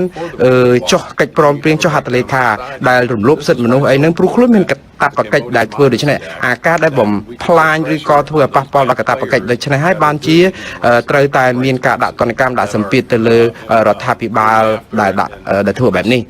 ចឹងនៅក្នុងនេះគឺអ្វីដែលរដ្ឋាភិបាលខកខាននៅក្នុងការបំពេញទៅតាមការសន្យារបស់ខ្លួនជាពិសេសប្រទេសនៅក្នុងពិភពលោកដែលប្រកាន់លទ្ធិប្រជាធិបតេយ្យដូចជាសហរដ្ឋអាមេរិកជាដើមហ្នឹងគឺយើងត្រូវតែធ្វើយ៉ាងម៉េចដាក់សម្ពាធឲ្យកាន់តែខ្លាំងបើអាចធ្វើបានទៅលើរដ្ឋាភិបាលជាពិសេសរដ្ឋាភិបាលកម្ពុជារបស់លោកហ៊ុនសែនហ្នឹងនៅលើពិភពលោកនេះជាពិសេសសហរដ្ឋអាមេរិកដែលជាប្រទេសមហាអំណាចនេះមានបញ្ហាដទៃទៀតនៅលើពិភពលោកនឹងច្រើនណាស់ដូចជាបញ្ហាជនភៀសខ្លួនរ៉ូហិនជាបញ្ហាកម្មវិធីអាវុធនុយក្លេអ៊ែរនៅប្រទេសកូរ៉េខាងជើងនៅអ៊ីរ៉ង់អីជាដើមតើលោកយូហូដែលធ្វើយ៉ាងណាដើម្បីឲ្យសហការីរបស់លោកនៅក្នុងរដ្ឋាភិបាលក៏ដោយនៅព្រឹទ្ធសភាក៏ដោយនៅរដ្ឋសភាក៏ដោយដើម្បីឲ្យពួកគាត់ជួយគ្រប់គ្រងប្រមូលសម្លេងពួកគាត់ដើម្បីឲ្យងាកមកយកចិត្តទុកដាក់នៅបញ្ហាប្រទេសកម្ពុជាដែលមានបញ្ហាដោយលោកជ្រាបហើយ20-30ឆ្នាំមុននេះហើយបាទ No, yes we can. តាមពិតយើងអាចជួយបានបើទោះជាមានបញ្ហានៅខាងក្រៅក៏ដោយបើទោះជាមានបញ្ហាកើតឡើងនៅប្រទេសដទៃដែលគ្រប់កន្លែងនឹងអញ្ចឹងយើងដឹងថាបញ្ហាកើតនៅប្រទេសកូរ៉េខាងជើងយើងដឹងថាមានបញ្ហាកើតនៅអ៊ីរ៉ង់ឬក៏រុស្ស៊ីក៏ប៉ុន្តែរដ្ឋាភិបាលរបស់ខ្លួនហ្នឹងគឺអ្នកប្រទេសដែលមានបញ្ហាហ្នឹងគឺដោយសារតែប្រទេសខ្លួនឯងហ្នឹងធ្វើបាបប្រជាពលរដ្ឋខ្លួនឯងនឹងឯងអញ្ចឹងបានថាអ្វីដែលយើងកំពុងតែធ្វើនេះគឺយើងផ្ដោតទៅលើប្រទេសដែលប្រកាន់លទ្ធិប្រជាធិបតេយ្យហើយយើងក៏វិលមកមើលអ្វីដែលជាខ្លឹមសារគោលរបស់សហរដ្ឋអាមេរិកនៅក្នុងតែយើងប្រកាន់គោលការណ៍ច្បាស់ហ្នឹងគឺយើងប្រកាន់ទៅលើលទ្ធិប្រជាធិបតេយ្យយើងចង់ជួយឲ្យប្រជាពលរដ្ឋទាំងអស់មានសិទ្ធិសេរីភាពព្រោះអីរដ្ឋាភិបាលគឺបង្កើតឡើងដើម្បីប្រជាពលរដ្ឋធ្វើការដើម្បីបម្រើប្រជាពលរដ្ឋអញ្ចឹងយើងក៏ចង់ឲ្យរដ្ឋាភិបាលដទៃទៀតដូចជារដ្ឋាភិបាលនៅក្រោមការគ្រប់គ្រងរបស់លោកហ៊ុនសែនក៏អញ្ចឹងក៏រដ្ឋាភិបាលនៅចិនឬក៏នៅប្រទេសរុស្ស៊ីក៏យើងចង់ឲ្យអញ្ចឹងដែរគ្រាន់តែថាអ្វីដែលពួកគេធ្វើគេមិនបានធ្វើទៅតាមគោលការណ៍ប្រជាធិបតេយ្យហ្នឹងទេដូច្នេះអ្វីដែលយើងចង់ផ្ញើសារនៅទីនេះគឺយើងចង់ប្រាប់ទៅមេដឹកនាំទាំងអស់តែហេតុអីបានជាលោកខ្លាចប្រជាពលរដ្ឋខ្លួនឯងម្ល៉េះហេតុអ្វីបានជាលោកខ្លាចប្រជាពលរដ្ឋខ្លាចតែជាម្ចាស់អំណាចក្រែងលោកជាខ្ញុំបម្រើរបស់ប្រជាពលរដ្ឋអីក្រែងលោកជាអ្នកធ្វើអ្វីដើម្បីប្រជាពលរដ្ឋមិនបានជាយើងធ្វើបាបធ្វើទុកបុកម្នេញទៅលើប្រជាពលរដ្ឋខ្លួនឯងដែលចង់បានសិទ្ធិសេរីភាពនិងលទ្ធិប្រជាធិបតេយ្យបែបនេះទៅវិញអញ្ចឹងសរុបសេចក្តីមកគឺយើងជាប្រទេសដែលមានលទ្ធិប្រជាធិបតេយ្យរឹងមាំគឺយើងចង់ឲ្យគេធ្វើអញ្ចឹងដែរបាទដូច្នេះលោកបានឃើញភាពរួមគ្នាមួយរវាងស្ថានភាពនៅប្រទេសកម្ពុជានិងស្ថានភាពនៅប្រទេសឧទាហរណ៍កូរ៉េខាងជើងជាដើមដែលលោកសង្ឃឹមថានឹងជួយធ្វើឲ្យសហការីរបស់លោកធ្វើឲ្យជួររដ្ឋាភិបាលអាមេរិកនេះបានមើលឃើញអំពីស្ថានភាពកម្ពុជា Sure. And if you go back to our hearing that បើសិនជាយើងមើលសវនាការដែលយើងធ្វើនៅក្នុងអនុគណៈកម្មការរបស់យើងឃើញមកបន្ទប់ហ្នឹងគឺមនុស្សចូលទៅពេញមិនមែនលេងសើចទេដោយសារតែពួកគាត់ចាប់អារម្មណ៍ខ្លាំងទាំងមន្ត្រីរដ្ឋាភិបាលទាំងតំណាងរាស្ត្ររបស់សហរដ្ឋអាមេរិកហ្នឹងគឺសុទ្ធតែយកចិត្តទុកដាក់ទៅលើបញ្ហាស្រុកខ្មែរយកចិត្តទុកដាក់ទៅលើអ្វីដែលលោកហ៊ុនសែនកំពុងតែប្រព្រឹត្តព្រោះបើទោះជាលោកហ៊ុនសែនកំពុងតែតាំងខ្លួនធ្វើពើថាខ្លួនគាត់នឹងមានលទ្ធិប្រជាធិបតេយ្យអីក៏ដោយក៏ប៉ុន្តែវាទៅអត់រួចមិនមែនជារឿងពិតទេ តើប្រជាធិបតេយ្យឯណាកើតនៅពេលដែលយើងមករំលាយគណៈបកប្រឆាំងមួយដែលរឹងមាំនៅប្រទេសកម្ពុជាយើងដេញអង្គការសង្គមស៊ីវិលចាប់អ្នកសារព័ត៌មានដាក់ពន្ធនាគារនៅក្នុងនេះខ្ញុំជឿថាលោកហ៊ុនសែនមកដល់ម៉ោងនេះគឺយើងត្រូវតែគាត់ច្បាស់ជាបានដឹងខ្លួនហើយព្រោះគ្មាននរណាម្នាក់កាន់អំណាចបានមួយជីវិតទេព្រោះនៅពេលដែលយើងកំពុងតែធ្វើឲ្យអ្វីខ្លាយទៅជាបុគ្គលផ្ដាច់ការមានអំណាចក្តោបក្តាប់តែម្នាក់ឯងហើយធ្វើបាបប្រជាពលរដ្ឋដាក់ប្រជាពលរដ្ឋធ្វើទៅជាខ្ញុំកាជះរបស់ខ្លួនឯងបែបនេះគឺមិនអាចឲ្យការដឹកនាំនឹងបានយូរទេបើយើងមើលនៅក្នុងសហរដ្ឋអាមេរិកជាគំរូគឺអ្នកដឹកនាំគឺយកប្រជាពលរដ្ឋជាធំឥឡូវនេះយើងមានអ្នកហៅចូលមកម្នាក់ពីប្រទេសវៀតណាមគឺលោកខុនបូរិនសូមអញ្ជើញលោកបូរិនបាទជំរាបសួរលោកជុនច័ន្ទវត្តបាទខ្ញុំបានមានសំណួរចង់សួរថាពីដំណើរការដាក់កម្មកម្មហ្នឹងឬតាំងពីយូរយារណាស់មកហើយតាំងពីទៅតែរំលាយគណៈបកថ្មីរហូតមកដល់ចិត្តចាប់ដើមបោះឆ្នោតជាធំទៀតហើយខ្ញុំចង់សួរថាតើអាមេរិកអាចដាក់កម្មបានមុនពេលបោះឆ្នោតគឺមួយក៏ក្នុងពេលបោះឆ្នោតទីគឺមួយក៏អាចគៀងគរដាក់នៅក្រោយពេលបោះឆ្នោតហើយសំណួរទី2នោះសួរថាបើសិនជានៅកម្ពុជានៅតែបន្តមានការបោះឆ្នោតដោយពុំមានគណៈប្រឆាំងតើអាមេរិកនឹងមានវិធានការណាទៀតបាទសូមអរគុណលោកបរិនបាទសូមអញ្ជើញ Mr. Byrne, thank you for the question. សូមអរគុណលោកបរិនដែលបានសួរអ្វីដែលសហរដ្ឋអាមេរិកអាចធ្វើបានមុននៅបោះឆ្នោតនៅស្រុកខ្មែរហ្នឹងគឺយើងអាចនាំបញ្ហាដែលមានកើតឡើងនៅស្រុកខ្មែរហ្នឹងឲ្យសហគមន៍អន្តរជាតិឬក៏សហរដ្ឋអាមេរិកហ្នឹងបានដឹងហើយមួយទៀតគឺយើងនិយាយអំពីបញ្ហាការដាក់ទណ្ឌកម្មនេះគឺយើងនិយាយអំពីការទូតមួយទៀតក៏តកតងជាមួយនឹងសេដ្ឋកិច្ចយើងមិនទាន់និយាយដល់បញ្ហាដាក់ទណ្ឌកម្មសេដ្ឋកិច្ចទេគ្រាន់តែថាយើងកំពុងតែរកវិធានការដាក់ទណ្ឌកម្មទៅលើបុគ្គលដែលពាក់ព័ន្ធទៅក្នុងការរំលោភសិទ្ធិមនុស្សលទ្ធិប្រជាធិបតេយ្យនៅប្រទេសកម្ពុជាសិនរួមទាំងការបង្កក់ទ្រព្យសម្បត្តិអីហ្នឹងនៅក្នុងនេះគឺយើងដឹងហើយថាប្រទេសកម្ពុជាគាត់មានកាតព្វកិច្ចនៅក្នុងការគោរពតាមស្មារតីនៃកិច្ចព្រមព្រៀងសន្តិភាពទីក្រុងប៉ារីសឆ្នាំ1991ការបោះឆ្នោតកន្លងមកគឺយើងបង្ហាញឲ្យឃើញហើយថាមានការចូលរួមប៉ុន្តែបើការបោះឆ្នោតមិនមានការចូលរួមពីគណៈបកប្រឆាំងទេជាពិសេសដូចជានៅខែកក្កដាឆ្នាំ2018គឺมันមានភាពស្របច្បាប់ទេហ៊ុនសែនក៏គាត់ដឹងដែរបាទតកតងដល់រឿងការដាក់ទណ្ឌកម្មឲ្យចំមុខដល់មន្ត្រីរដ្ឋាភិបាលរបស់លោកនាយករដ្ឋមន្ត្រីហ៊ុនសែននេះឮតំណែងពីដំបូងមកនឹងថានឹងដាក់ទោសទណ្ឌដល់ជនទាំងឡាយណាដែលសម្លាប់លទ្ធិប្រជាធិបតេយ្យនៅប្រទេសកម្ពុជាតើមកដល់ពេលនេះលោកបានទទួលបញ្ជីឈ្មោះជនទាំងឡាយណាដែលរំលាយឬមួយក៏សម្លាប់លទ្ធិប្រជាធិបតេយ្យនៅប្រទេសកម្ពុជានៅលោកបាទ Right, that's a great question. សំណួរនេះល្អមែនតើសំណួរនេះគឺយើងពាក់ព័ន្ធជាមួយនឹងសវនាការកាលពីថ្ងៃទី12ខែធ្នូឆ្នាំ2017យើងបានឲ្យអ្នកដែលចូលរួមនឹងរៀបចំជាបញ្ជីឈ្មោះនឹងយើងកំពុងតែប្រមូលបញ្ជីនឹងនៅឡើយនៅក្នុងនេះគឺនៅពេលដែលបញ្ជីនឹងរៀបចំសពគ្រប់ហើយគឺយើងនឹងដាក់ទណ្ឌកម្មបុគ្គលទាំងអស់នោះហើយទម្ងន់នៃការដាក់ទណ្ឌកម្មនឹងគឺមានសារៈសំខាន់ណាស់សំខាន់ដើម្បីអីឲ្យពួកគាត់រៀងចាលឲ្យពួកគាត់ឈប់ធ្វើទុកបុកម្នេញទៅដល់សម្លេងប្រឆាំងដូច្នេះតទៅទៀតព្រោះដើម្បីឲ្យប្រជាធិបតេយ្យនឹងវាមានភាពរីកចម្រើនដើម្បីឲ្យប្រជាពលរដ្ឋនឹងមានសិទ្ធិសេរីភាពនិងឥទ្ធិពលអំណាចរបស់គាត់នៅក្នុងការសម្រេចចិត្តព្រោះនៅក្នុងនេះគឺមិនមែនធ្វើអីយើងសម្លឹងមើលតែក្បែរចុងច្រមុះទេយើងត្រូវមើលឲ្យហួសឆ្ងាយទៅ50-60ឆ្នាំទៅមុខទៀតដើម្បីឲ្យមានប្រជាធិបតេយ្យនៅកម្ពុជាបាទខ្ញុំចង់ឲ្យលោក Ted Juho រៀបរាប់បន្តិចលោកបាននិយាយថាលោកនឹងមានស្នើច្បាប់មួយឈ្មោះថាស្នើច្បាប់ដើម្បីស្ដារប្រជាធិបតេយ្យនៅប្រទេសកម្ពុជាតើក្នុងសេចក្តីស្នើច្បាប់ដែលលោកនឹងស្នើឡើងនោះមានខ្លឹមសារអីខ្លះដែរលោកអាចរៀបរាប់ត្រួសខ្លះបានទេបាទYes, it's in the pipeline. ត្រូវយើងកំពុងតែពិចារណាច្បាប់នឹងហើយព្រោះនៅពេលដែលយើងជជែកនៅក្នុងគណៈកម្មការរបស់យើងនឹងគឺយើងនឹងរៀបចំដឹងថាយើងធ្វើតាមអ្វីដែលជាសេចក្តីសម្រេចរបស់លោក John McCain ដែលបានសម្រេចនៅឯ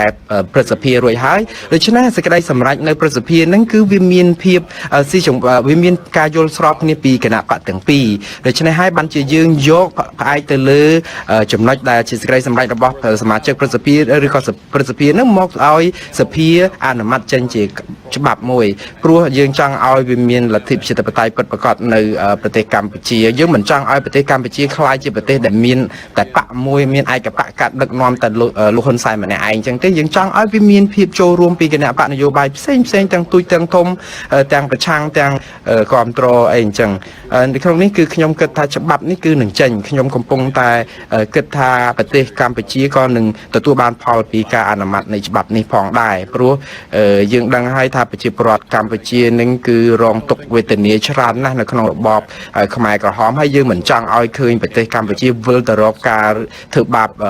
ទៅទុកបុកម្នេញប្រជាពលរដ្ឋដូចសម័យគ្មានសិទ្ធិសេរីភាពដូចសម័យប៉ុលពតនោះតទៅទៀតនោះទេអញ្ចឹងហើយបានជាគេរៀបចំឲ្យមានការបោះឆ្នោតអញ្ចឹងហើយបានសហគមន៍អន្តរជាតិជួយឲ្យមានការបោះឆ្នោតឥឡូវនេះអ្វីស្រាប់តែមកចេញជារញ៉េរញ៉ៃអញ្ចឹងទៀតយើងមិនពេញចិត្តទេយើងមិនចង់ឲ្យប្រជាពលរដ្ឋនឹងរិះគន់រដ្ឋាភិបាលដែលធ្វើមិនបានផលដែលបម្រើផលប្រយោជន៍ប្រជាពលរដ្ឋដូច្នេះទេព្រោះបើយើងមើលនៅសហរដ្ឋអាមេរិកវិញគេមិនអាចធ្វើអញ្ចឹងបានទេបាទខ្ញុំចង់បញ្ជាក់ជាមួយនឹងលោកថេតយូហូបន្តិចស្តៀងនឹងសំណួររបស់អ្នកហៅចូលមកមុននឹងបន្តិចដែរត្រង់ថាការបោះឆ្នោតនៅប្រទេសកម្ពុជានឹងមាន2នៅថ្ងៃខាងមុខនេះគឺនៅចុងខែនេះនឹងមានការបោះឆ្នោតជ្រើសរើសព្រឹទ្ធសភាហើយអ្នកដែលបោះឆ្នោតនឹងគឺជាសមាជិកក្រុមប្រឹក្សាគុំសង្កាត់ដែលជាប់ឆ្នោតប្រកាសណាសមាជិកក្រុមប្រឹក្សាគុំសង្កាត់របស់គណៈបកសង្គ្រោះជាតិរលាយបាត់ទៅហើយដូច្នេះលទ្ធផលនៃការបោះឆ្នោតនឹងប្រហែលជាដូចជាយើងរំពឹងទុកដែរហើយនៅប្រហែលខែ5ខែបន្ទាប់មកទៀតមិនដល់5ខែបន្ទាប់មកទៀតនឹងមានការបោះឆ្នោតសកលដើម្បីជ្រើសរើសសមាជិកសភាថ្មីដើម្បីបង្កើតរដ្ឋាភិបាលថ្មីអីជាដើមលោកអ្នកសួរមុននឹងបន្តិចនឹងថាតើកិច្ចខិតខំប្រឹងប្រែងរបស់លោកដែលមានដាក់ច្បាប់នានាដែលនឹងទាមទារឲ្យមានបញ្ជីឈ្មោះអ្នកដែលបំផ្លាញលទ្ធិប្រជាធិបតេយ្យដើម្បីធ្វើទណ្ឌកម្មឲ្យចំមុខពួកគាត់តែម្ដងដើម្បីជៀសវាងកុំឲ្យប៉ះពាល់ដល់ប្រជាពលរដ្ឋកម្ពុជានឹងតើលោកអាចមានសង្ឃឹមថានឹងអាចដាក់ទោសទណ្ឌដល់បុគ្គលទាំងឡាយណាមន្ត្រីទាំងឡាយណានឹងដើម្បីឲ្យគាត់ងាកមកកែសម្រួលស្ថានភាពនៅប្រទេសកម្ពុជាឲ្យមានគណៈបកប្រឆាំងចូលរួមការបោះឆ្នោតនៅខែកក្កដាខាងមុខនេះលោកមានសង្ឃឹមក៏ប៉ុន្តែដែរតើលបឿននៃការធ្វើការរបស់ក្រមលោករាល់ថ្ងៃនឹងអាចធ្វើទៅទាន់ទេដើម្បីផ្ដល់សេចក្តីសង្ឃឹមដល់ប្រជាពលរដ្ឋខ្មែរ I don't think it's too late. ខ្ញុំគិតថាទាន់មិនយឺតពេកទេព្រោះអីខ្ញុំមែនតើខ្ញុំមានសុតិធិនិយមណាព្រោះអ្វីដែលយើងកំពុងតែឃើញនេះគឺគោលដៅរបស់យើងនឹងគឺយើងនឹងចាប់ផ្ដើមធ្វើយ៉ាងម៉េចឲ្យមានការបោះឆ្នោតមួយសេរីត្រឹមត្រូវនិងយុត្តិធម៌និងមានការចូលរួមពីគ្រប់ភាគីព្រោះដូចយើងលេងបាល់ទាត់អញ្ចឹងវាអត់អាចទៅណាទាត់តែមួយក្រុមហើយយកឈ្នះជោគជ័យកើតទេព្រោះយើងត្រូវការឲ្យវាមានគូប្រកួតមកមានកម្លាំងស្មើគ្នាបានវាមើលទៅវាល្អមើលហើយអ្នកដែលសម្រេចហ្នឹងគឺទុកឲ្យប្រជាពលរដ្ឋលោកអ្នកសម្រេចប្រជាពលរដ្ឋកម្ពុជាមានសិទ្ធិសម្រេចថាតើគណៈបកនយោបាយណាមានដឹកនាំណាដែលពួកគាត់ត្រូវតែបោះឆ្នោតជ្រើសរើសដើម្បីឲ្យដឹកនាំប្រទេសដឹកនាំពួកគាត់ដូច្នេះអ្វីដែលយើងត្រូវធ្វើនេះគឺយើងធ្វើយ៉ាងម៉េចឲ្យលើកកម្ពស់និងអំណាចរបស់ប្រជាពលរដ្ឋឲ្យខ្លាំងនៅក្នុងការសម្រេចចិត្តអញ្ចឹងនៅក្នុងនេះគឺយើងត្រូវតែធ្វើយ៉ាងម៉េចធ្វើឲ្យយន្តការដែលដាក់ទោសទណ្ឌទៅដល់មន្ត្រីណាដែលធ្វើបាបប្រជាពលរដ្ឋដែលមិនឲ្យគាត់សម្រេចចិត្តដូច្នេះបានហ្នឹងមានចូលជាធរមាននិងមានប្រសិទ្ធភាពអញ្ចឹងនៅក្នុងការបោះឆ្នោតខាងមុខនេះគឺអ្វីដែលគណៈកម្មការយើងកំពុងតែធ្វើហ្នឹងគឺយើងកំពុងតែធ្វើឲ្យចេញឲ្យក្នុងខែនេះនឹងចេញហើយបាទឥឡូវនេះយើងមានអ្នកហៅចូលមកម្នាក់ពីខេត្តកំពតលោកភក្តីសូមអញ្ជើញលោកភក្តីបាទ Sure. បាទជំរាបសួរ បាទសូមអញ្ជើញភក្តីបាទភក្តីអញ្ជើញបាទបងជំរាបសួរអ្នកសម្រាប់សំណួរទាំងអស់បាទខ្ញុំមានសំណួរមួយចង់សួរថាចុះនៅក្នុងពេលបោះឆ្នោតខាងមុខតើសម្ព័ន្ធមិត្តរបស់អាមេរិកអាចនឹងគៀងគរឬដាក់គំនាបយ៉ាងណាដើម្បីឲ្យគណៈបកសង្គ្រោះជាតិហ្នឹងបានមកចូលបោះឆ្នោតវិញក៏ប៉ុន្តែបើដាក់ទៅលោកហ៊ុនសែនគាត់អត់ស្ដាប់គាត់អត់ខ្វាយខ្វល់ជាមួយតើលទ្ធផលបោះឆ្នោតខាងមុខតើសម្ព័ន្ធមិត្តអាមេរិកអាចនឹងទទួលយកបានដែរទេHello បាទអរគុណលោកភក្តីបាទ Good question. សូមអរគុណសំណួរក៏ល្អដែរ អ្វីដែលយើងធ្វើគឺវារងចាំតែពេលវេលាទេខ្ញុំសង្ឃឹមថាមានប្រសិទ្ធភាពហ្នឹងគឺបានន័យថាបើគ្មានគណៈបកប្រឆាំងទេគណៈបកការបោះឆ្នោតមួយគឺចាត់ទុកថាជាបៃលុកបៃឡទៅហើយអញ្ចឹងវាគ្មានប្រយោជន៍ទេគ្មានប្រទេសណាមួយនៅលើពិភពលោកដែលប្រកាន់លទ្ធិប្រជាធិបតេយ្យគ្រប់គ្រងការបោះឆ្នោតបែបហ្នឹងទេដូច្នេះបើសិនជាមន្ត្រីដែលកលុកកលៈនៅក្នុងការធ្វើបាបឬក៏មានការបោះឆ្នោតបែបបៃលុកបៃឡអញ្ចឹងគឺនឹងរងការដាក់ទណ្ឌកម្មមន្ត្រីទាំងអស់នោះមិនពេញចិត្តទេពួកគាត់ទៅណាមកណាអីពិបាកមិនអាចធ្វើដំណើរបានដោយសារតែគេរាំងខ្ទប់ទិដ្ឋាការអីអញ្ចឹងដូច្នេះយើងសង្ឃឹមថាអ្វីដែលជាសាររបស់យើងគឺទណ្ឌកម្មនេះគឺនឹងមានលឺដល់លោកហ៊ុនសែនហើយគាត់នឹងឈប់ធ្វើដូច្នេះទៀតអានេះហើយដែលយើងសង្ឃឹមថាសេចក្តីសម្រេចរបស់យើងនឹងធ្វើឲ្យទាន់មុនបោះឆ្នោតបាទលោកថិតយហូប្រហែលជាជ្រាបហើយនៅពេលដែលលោកនាយករដ្ឋមន្ត្រីហ៊ុនសែនមើលឃើញថាលោកអាចចាញ់នៅពេលដែលមានការគម្រាមកំហែងច្រើនឧទាហរណ៍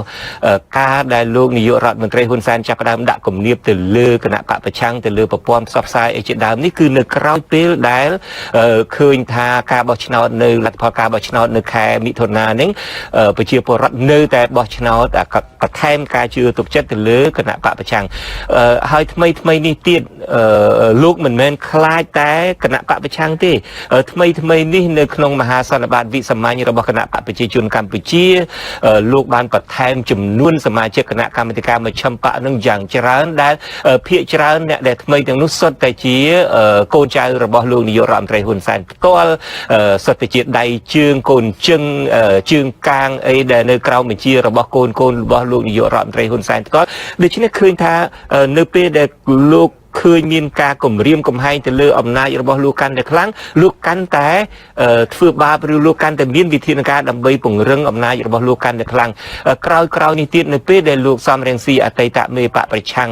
ចាប់ផ្ដើមបង្កើតចលនាមួយគឺគាត់ឲ្យឈ្មោះថាចលនាសង្គ្រោះជាតិ CNRM នឹងលោកនាយករដ្ឋមន្ត្រីហ៊ុនសែនគឺចាប់ផ្ដើមប្រើភាសាខ្លាំងណាស់ដូចជាថាគាត់នឹងបង្ក្រាបចលនាសង្គ្រោះជាតិនេះដោយប្រើអាវុធប្រភេទ BM21 អីជាដើមតើការដាក់ទណ្ឌកម្មការគម្រាមកំហែងកាន់តែខ្លាំងការធ្វើឲ្យលោកកាន់តែភ័យនឹងស្រាប់តែលោកកាន់តែគម្រាមកំហែងនឹងតើលោកមានយោបល់បែបណាដែរហើយបើសិនជាលោកអាចមានឱកាសផ្ដាំផ្ញើទៅលោកនាយករដ្ឋមន្ត្រីហ៊ុនសែនផ្ទាល់លោកនឹងផ្ដាំផ្ញើគាត់បែបណាដែរDon't be afraid បើខ្ញុំចង់ផ្ញើសារទៅឲ្យប្រជាពលរដ្ឋទាំងអស់គ្នាអ្នកដែលបង្កើតចលនាសង្គ្រោះជាតិអីហ្នឹងក៏ដោយហ្នឹងគឺកុំឲ្យខ្លាចមេដឹកនាំផ្ដាច់ការព្រោះដោយសារតែចលនានៃកម្លាំងប្រជាពលរដ្ឋគឺមិនមានអ្វីមកទប់បានទេព្រោះនៅក្នុងការចង់បានប្រជាធិបតេយ្យគឺមានចលនាធំនឹងវិលទៅមកមើលលើលោកហ៊ុនសែនយើងដឹងហើយគឺគាត់អត់ចង់បាត់បង់អំណាចគាត់ចង់នៅក្រាញអំណាចមួយជីវិតរបស់គាត់តទៅទៀតក៏ប៉ុន្តែនៅពេលដែលគាត់កំពុងតែចង់ក្តោបអំណាចហ្នឹងគឺកំពុងតែធ្វើឲ្យគាត់មានការភ័យខ្លាចកាន់តែខ្លាំងនៅពេលដែលគាត់ភ័យខ្លាចកាន់តែខ្លាំងគាត់យកកូនចៅគាត់យកសាច់សាលលោហិតគាត់ហ្នឹងយកមកដាក់ក្បែរគាត់ទាំងអស់អញ្ចឹងធ្វើឲ្យប្រព័ន្ធនៃការគ្រប់គ្រងហ្នឹងគឺកាន់តែរួមតូចទៅវិញទេព្រោះគាត់លែងទុកចិត្តអ្នកដទៃហើយណាគាត់ទុកចិត្តតែមនុស្សដែលជាកូនចៅរបស់គាត់អញ្ចឹងបានន័យថាប្រព័ន្ធដឹកនាំរបស់គាត់កាន់តែរួមតូចទៅក្នុងតែគ្រួសារគាត់តែមួយមុខហ្នឹងទេដូច្នេះយើងឃើញអំពីភាពរិចរិលនៃប្រជាប្រិយរបស់គាត់និងអំណាចរបស់គាត់ហើយអញ្ចឹងវាអាស្រ័យទៅលើប្រជាពលរដ្ឋទេប្រជាពលរដ្ឋកម្ពុជាជាអ្នកសម្រេចហើយចាំថាពិភពលោកនិងសហរដ្ឋអាមេរិកនៅតែឈរស្មាជាមួយប្រជាពលរដ្ឋដែលស្រឡាញ់ប្រជាធិបតេយ្យនៅក្នុងការធ្វើយ៉ាងម៉េចឲ្យប្រជាពលរដ្ឋមានកម្លាំងធម៌ពលមានកម្លាំងនៅក្នុងការក្រោកនៅក្នុងការតតាំងទៅនឹងការធ្វើបាបនេះដោយសារតែពិភពលោកគឺកំពុងតែវិលទៅរកប្រជាធិបតេយ្យច្រើនហើយតើលោកនាយករដ្ឋមន្ត្រីអាចហួសពេលទេឬមួយក៏សុភាសិតខ្មែរយើងមួយថាជួនកាលទាល់ច្រកហើយមិនដឹងរោគច្រកចេញហួសពេលហើយតើអាចហួសពេលទេតើលោកអាចផ្ដល់អនុសាសន៍បែបណាដល់លោកនាយករដ្ឋមន្ត្រីហ៊ុនសែនដែរទេដើម្បីបន្សល់ទុកគេមរតករបស់លោក Yeah. ខ្ញុំមានសារដែលព្រោះតាមពិតទៅមែនតើទៅក្នុងសភាសិទ្ធយើងគេថាមនុស្សដែលចាស់ពិបាកនឹងបង្រៀនពិបាកនឹងប្រាប់បដៅណាព្រោះប៉ុន្តែអ្វីដែលខ្ញុំចង់ផ្ញើសារទៅលោកហ៊ុនសែនហ្នឹងគឺយើងត្រូវចាំថាលោក George Washington នៅសហរដ្ឋអាមេរិកហ្នឹងក៏ធ្លាប់ចង់ធ្វើការអំណាចអីអញ្ចឹងយូរអញ្ចឹងដែរក៏ប៉ុន្តែបើយើងសរុបមើលទៅអ្វីដែលគាត់កំពុងតែធ្វើគឺគាត់ធ្វើដើម្បីប្រយោជន៍ប្រជាពលរដ្ឋដូច្នេះនៅពេលដែលយើងធ្វើដើម្បីប្រយោជន៍ប្រជាពលរដ្ឋឲ្យមានការចូលរួមទាំងអស់គ្មាននរណាគេទូមនិញនៅក្នុងការចង់ឲ្យយើងបន្តកាន់អំណាចដើម្បីប្រយោជន៍ប្រជាពលរដ្ឋទាំងមូលនោះទេក៏ប៉ុន្តែនៅពេលដែលយើងធ្វើសម្រាប់តែក្រុមបកពួកតែមួយក្រុមខ្ញុំជឿថាទៅមុខយូរអង្វែងទៀតទៅ100ឆ្នាំទៅទៀតទៅគឺគ្មាននរណាគេនៅគ្រប់ស្រឡាញ់នឹងចង់រក្សាគេឈ្មោះគាត់ល្អទេបើគេឈ្មោះអាស្រូវអាហ្នឹងគេទុកអញ្ចឹងនៅក្នុងនេះគឺគាត់មិនខុសពីប៉ុលពតទេព្រោះដោយសារតែគេមរតកគេដំណើររបស់ប៉ុលពតហ្នឹងគាត់ចង់បានអញ្ចឹងអីឥឡូវនេះយើងមានអ្នកហៅមកម្នាក់ទៀតពីប្រទេសជប៉ុនជាជនជាតិខ្មែររស់នៅប្រទេសជប៉ុនហើយវណ្ណាសូមជើញដាក់សំណួរបាទសូមជំរាបសួរលោកผู้ជនកាន់បត់និងលោកថេតយោហូផងហើយខ្ញុំមានមតិយោបល់ហើយនឹងសំណួររីកវែងតិចបាទខ្ញុំសូមសង្ខេបពាក់ព័ន្ធទៅនឹងជាទូទៅប្រទេសនៅលើពិភពលោកតែងតែមានមិត្តភ័ក្តិល្អនិងអមិត្តចំពោះខ្មែរខ្ញុំគិតថារាល់ថ្ងៃហ្នឹងគាត់កំពុងតែចាប់ដៃចិនហ្នឹងគឺជាមនុស្សដែលអមិត្តពីព្រោះខ្ញុំយល់ឃើញថាប្រទេសដែលជាមិត្តល្អរបស់ខ្មែរយើងហ្នឹងភាគច្រើនដូចជាសហរដ្ឋអាមេរិកសហគមន៍អឺរ៉ុបប្រទេសជប៉ុនអីហ្នឹងតែងតែជួយឲ្យខ្មែរយើងហ្នឹងសម្របសម្រួលគ្នាតាំងពីឆ្នាំ2013អីហ្នឹងមកគឺឲ្យយើងចូលសភាឲ្យយើងចាប់ដៃគ្នានិយាយគ្នាដើម្បីធ្វើការបង្រួមសហជាតិគាត់មានការអភិវឌ្ឍប្រទេសជាតិយើងឲ្យមានការជឿលើកទៅមុខអីចឹងទៅអញ្ចឹងហើយបានធ្វើឲ្យមានការយឺតយ៉ាវរហូតមកដល់ពេលសពថ្ងៃហ្នឹងអញ្ចឹងគឺខ្ញុំមានក្តីបារម្ភយ៉ាងខ្លាំងបើសិនជាសហរដ្ឋអាមេរិកគាត់អាចធ្វើឲ្យស្ថានភាពនយោបាយថយក្រោយគណៈបក្សសង្គ្រោះជាតិអាចវិលត្រឡប់ទៅចូលរួមធ្វើការបោះឆ្នោតវិញបានក្តីគឺខ្ញុំភ័យរងថាលោកហ៊ុនសែនគាត់មានវិធីសាស្ត្រក្នុងការកំទេចហ្នឹងមានច្រើនណាស់អញ្ចឹងគាត់កំទេចជាង20ឆ្នាំហើយគាត់នៅអាចបន្តកំទេចបានអញ្ចឹងក្នុងលើកក្រោយនេះឆ្នាំ2018ហ្នឹងបើសិនណាគណៈបក្សសង្គ្រោះជាតិចូលទៅបោះឆ្នោតហើយមានការគ្រប់គ្រងក៏គ្រឹកក៏ក្រែងទទួលបានលទ្ធផលជាច្រើនសន្ធឹកសន្ធាប់ប៉ុន្តែគាត់មកប្លន់យកអាលទ្ធផលឆ្នោតហ្នឹងគឺខ្ញុំមានការបារម្ភយ៉ាងខ្លាំងចំពោះរឿងហ្នឹងហើយពាក់ព័ន្ធទៅនឹងរឿងមួយទៀតគឺក្រោយឆ្នាំ2013ហ្នឹងគឺមានការធ្វើមហាបាតកម្មអហិង្សាប៉ុន្តែជាអកុសលលោកនាយករដ្ឋមន្ត្រីហ៊ុនសែនហ្នឹងមិនដឹងជាទាហានខ្មែរឬក៏ទាហានវៀតណាមដែលគាត់បើកដៃឲ្យមកចូលសម្លាប់ខ្មែរស្លាប់អស់ជាងជិត10នាក់ហ្នឹងខ្ញុំមិនដឹងថាមូលហេតុអីទេបាទហើយគាត់បានចោទរឿងហ្នឹងថាគណៈបកប្រឆាំងជាអ្នកធ្វើខ្ញុំចង់ទៅនិយាយប្រាប់ហ៊ុនសែនថាបើមិនជាគាត់ចិត្តសឿងឲ្យ FBI ឬក៏ CIA ហ្នឹងទៅពិនិត្យមើលថាតើមិនណាសង្ខេបផងមិនណាឲ្យចាប់បានដាក់សំណួរតែម្ដងបាទហើយអញ្ចឹងចំណុចហ្នឹងលោកវណ្ណាលោកលើកចំណុចល្អណាស់ចំណុចមួយទៀតកុំភ្លេចថាលោកហ៊ុនសែនមិនមែនធ្វើអ្វីតែខ្លួនឯងទេដោយសារតែគាត់មានអ្នកនៅពីក្រោយខ្នងក្នុងរឿងនេះសូម្បីតែប្រទេសចិនហ្នឹងក៏កំពុងតែជួយគាត់អាងចិនខ្លាំងដូចនៅរឿងករណីចិននៅភូមាអញ្ចឹងភូមាក៏អញ្ចឹងដែរទាហានរបបសឹកគេហ្នឹងគឺថារំលោភច្បាប់សពសារពើអីដោយសារអាងចិនក៏ប៉ុន្តែវាទៅអត់បានយូរទេដោយសារតែប្រទេសមួយដែលគ្មាននីតិរដ្ឋត្រឹមត្រូវចុងក្រោយទៅវាមានទណ្ឌកម្មអីទៅលើប្រទេសហ្នឹងប្រជាពលរដ្ឋរងទុក្ខខ្លោចផ្សាវាមានបញ្ហាព្រោះដោយសារតែរឿងឧទាហរណ៍ដូចថាមានការជួយអញ្ចឹងចិននៅស្រុកខ្មែរក៏អញ្ចឹងដែរឥឡូវហ៊ុនសែនកំពុងតែពឹងពាក់លើចិនកំពុងតែអាងលើចិនប៉ុន្តែតាអាងយូរបានប៉ុណ្ណាយើងមើលនៅក្នុងនេះគឺយើងមានច្បាប់អន្តរជាតិមួយដែលគេបង្កើតឡើងហ្នឹងគឺត្រូវតែប្រទេសហ្នឹងទទួលគោរពតាមព្រោះហេតុអីបានជាប្រទេសកម្ពុជាចុះហត្ថលេខាទៅលើច្បាប់អន្តរជាតិសន្ធិសញ្ញាអន្តរជាតិដើម្បីគាំទ្រឲ្យមានសិទ្ធិមនុស្សប្រជាធិបតេយ្យហេតុអីបានជាយើងត្រូវបំភ្លេចអាហ្នឹងចោលហើយទៅគៀកស្មាជ ជាមួយនឹងប្រទេសកុម្មុយនីសដែលមិនអនុវត្តតាមគោលការណ៍ប្រជាធិបតេយ្យនិងសិទ្ធិមនុស្សនេះអានឹងយើងអាចសួរសំណួរនេះទៅថាតើមេដឹកនាំនឹងមានគុណភាពយ៉ាងដូចម្ដេចប៉ុន្តែថា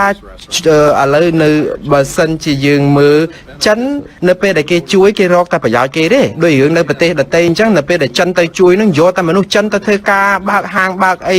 អញ្ចឹងតែបុគ្គលិកចិនទាំងអស់ហ្នឹងសួរថាលុយទាំងអស់ហ្នឹងវិលទៅណាតែចិនតែមានបានជួយដល់ប្រយោជន៍ប្រទេសម្ចាស់ខ្លួនឯណាដូចទៅស្រុកខ្មែរអញ្ចឹងតិចទៀតទៅនៅពេលដែលចិនចូលច្រើនទៅអ្នកដែលបានទទួលប្រយោជន៍ហ្នឹងគឺចិនទេមិនមែនប្រជាពលរដ្ឋខ្មែរទេអញ្ចឹងទេអ្នកដឹកនាំត្រូវយល់អំពីផលវិបាកនេះលោកហ៊ុនសែនក៏ត្រូវតែដឹងខ្លួនឯងថាប្រជាពលរដ្ឋកម្ពុជា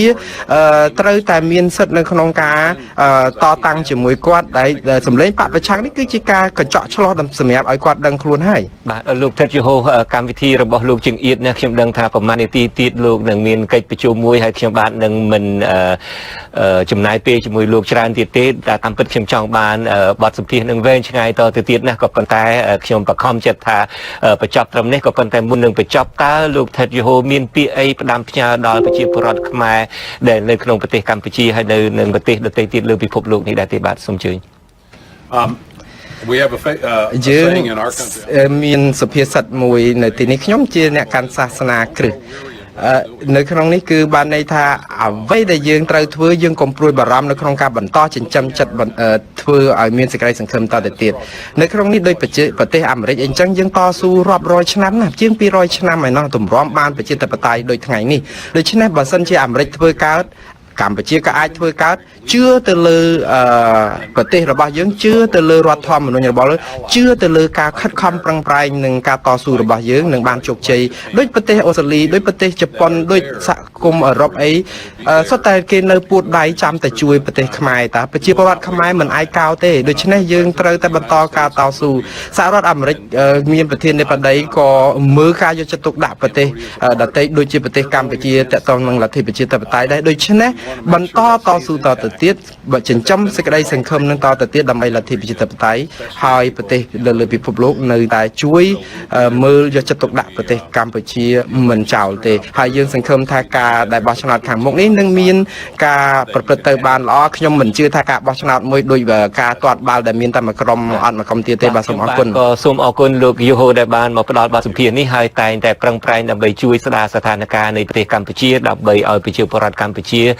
អាចរស់បាននៅក្នុងសុខសន្តិភាពហើយនឹងតាមលទ្ធិប្រជាធិបតេយ្យបាទខ្ញុំសូមអរគុណសូមជម្រាបលាទៅត្រឹមនេះបាទអត់លោកនេះទើបបានស្ដាប់